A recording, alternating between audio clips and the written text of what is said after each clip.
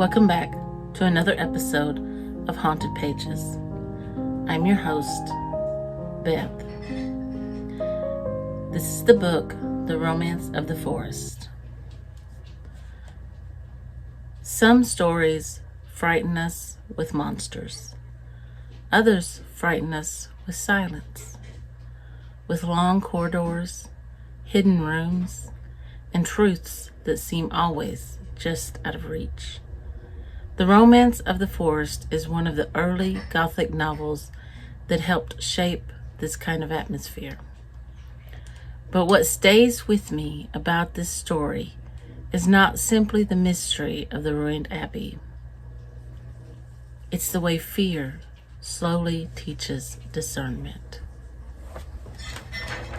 Anne Radcliffe was a master of atmosphere. Her landscapes are never just scenery. Forests, ruins, and lonely roads become emotional spaces, places where characters must confront uncertainty. The ruined abbey in The Romance of the Forest feels both sheltering and threatening. It protects the characters from the outside world, but it also holds secrets that refuse to stay buried.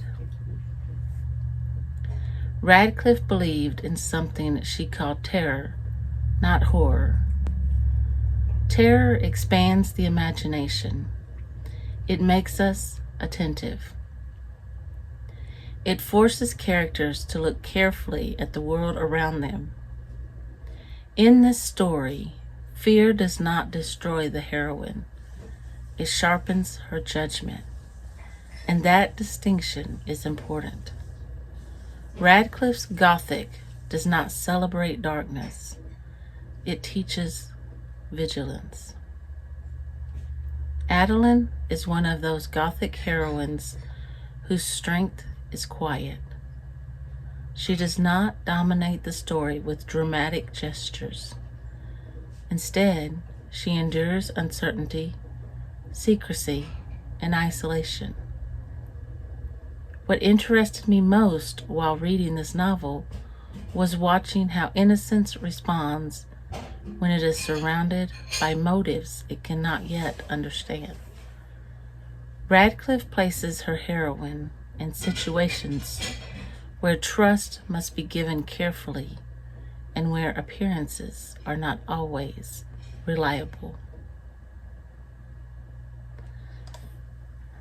Many Gothic novels revolve around concealed histories, documents hidden in walls, identities obscured, past crimes waiting to be uncovered. The Romance of the Forest follows that tradition.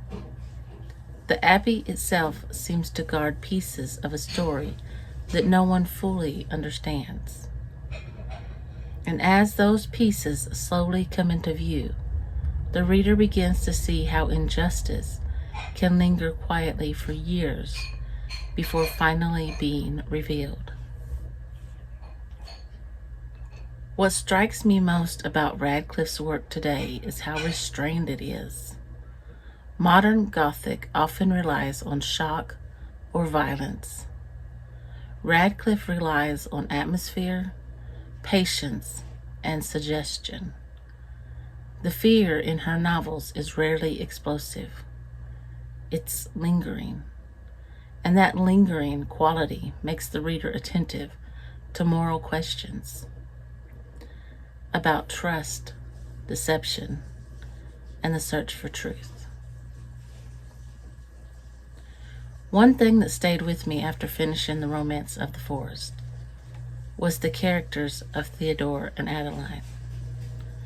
In many Gothic stories, the heroes and heroines can feel exaggerated, either helpless victims or impossibly bold adventurers. But Theodore and Adeline feel different. They are upright characters. They try to act honorably even when circumstances become confusing or unfair.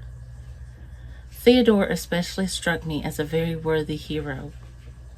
He faces danger, misunderstanding, and hardship, yet he continues to act with steadiness and courage.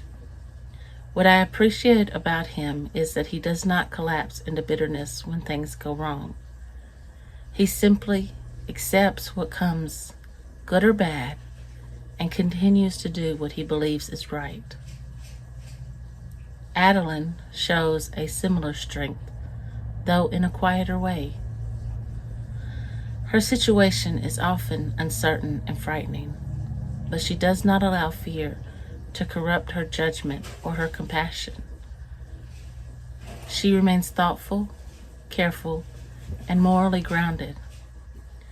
Watching these two characters move through the uncertainty of the story made me realize that Radcliffe's Gothic world is not really about terror. It's about testing character.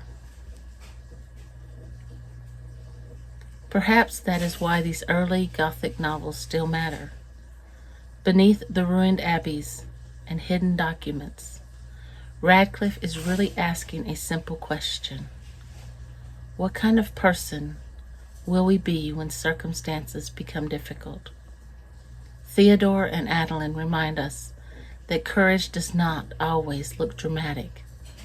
Sometimes it simply looks like continuing to act honorably when the outcome is uncertain. Each story leaves a trace, sometimes as warning, sometimes as invitation.